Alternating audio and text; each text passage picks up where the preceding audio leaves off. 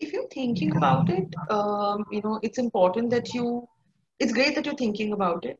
It is also important that you address how you're feeling about it. How you're feeling about, having a child. What does it mean to you? What does the process mean to you? Also evaluating and, like I said, seeking as many clarifications as you want from your doctors in terms of, taking the step.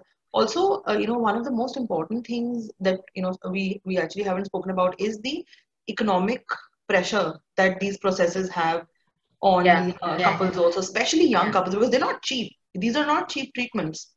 They're very long term and expensive as well. So how, I'll give an example, Renuka. I had a couple come to me and say that, oh, now we are financially secure. We're both in great jobs and we're both like we're both working really well and really hard. And now we're ready to have a child. And I was like, yeah, please don't have a child right now because your focus is your work.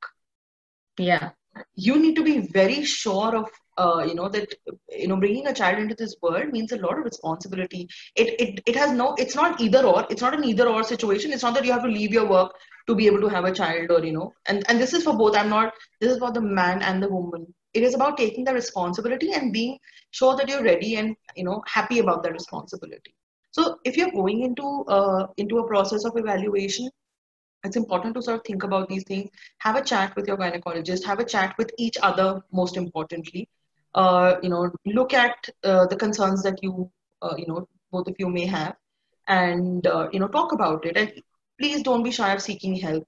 Look for a counselor or a therapist who will be able to help you sort of understand and comprehend all of these yeah, feelings that you may have, and just take a decision with a healthier frame of mind. yeah. Also, I think this needs to be highlighted that infertility treatment is not just IVF. It is a lot of things before and after. And I'm so glad that you stressed on the economic aspect of it as well. Because I mean, in a small city, at minimum, the costs are six-digit costs for any infertility treatment if you count it from the starting point to the end point. Hmm. And for instance, if somebody is struggling with PCOS, there is various treatment options that you go through before you reach IVF. Hmm. Um, it all depends on evaluating your infertility, finding out a cause, and then working on the cause. So the journey is really long, So, yeah. and also I think it's important, and you can address this better, Astha, is it may not work 100% of the times. Your infertility treatment may not work, and that is something that I believe you could talk about, is how to just be prepared for that Yeah. 1 or 2% chance Yeah. too. See, yes, of course, there is a possibility that it may not work, which leaves you with another option, which is surrogacy, and another option, which is adoption.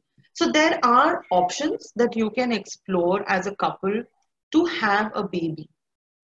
What I want to highlight here is that one of the most under-researched condition of wrecked marriages is the inability to have children. It is because it's a big sort of a trigger which has a capability of wrecking a marriage because it is so emotionally draining for both the husband and the wife. But the very fact that we look at childbearing as an essential role in life, without which your identity is not complete. It is a yardstick for one's worth, especially a woman's. And all of this makes it a very big social pressure.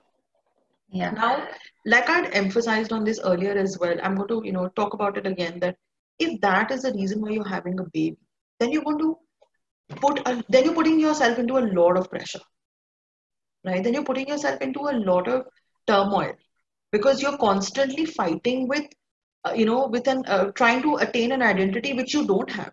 This is in case you're unable to, even if you're unable to go through the IVF process, or yeah, something, and you're not able to conceive. Then there are chances that it may not happen, right? So one is this, that be aware of the social pressure that you are looking at.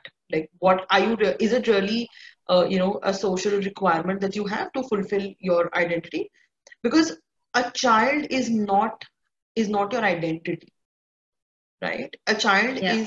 is another human being that you bring into this world, which holds a lot of responsibility, and it's a beautiful experience to be a parent. And one of the processes of being a human is reproduction, which is wonderful. But in case it doesn't happen, one needs to hold themselves. Now, this is one part of it. The other part of it is that when we realize that when you really want a baby and you want to extend your family, and I mean, people look at having a child in very many different lenses. That it's an extension of your own self. It's like it just completes a family. It's I mean, there are plenty of reasons, and all of those are valid. Now, what is important here is that it's important to know and be aware that when if such a thing happens that you're not able to conceive even through IVF, and maybe surrogacy and adoption are the only options left, you will feel a lot of things. You will feel a sense of loss. Like I said earlier, it's a life crisis because it impacts you socially, emotionally, physically, financially, in every possible way. It is a life crisis. It is something that will make you feel sad. It will make you feel a sense of loss. So all of these things are going to happen. Yeah. So don't deny it. Uh, it's not going to be easy, but again, it comes back to the same question that let's look at solutions that can help us, get out of this space. So that is what is important, that be aware that this is going to happen. It's like if I pinch you, you will feel pain. Yeah. It's like it's as natural as that. If Yeah. you know uh, it's something that you just feel that it's going to happen. You're going to feel it. You can't take that away from it. Yeah. Yeah.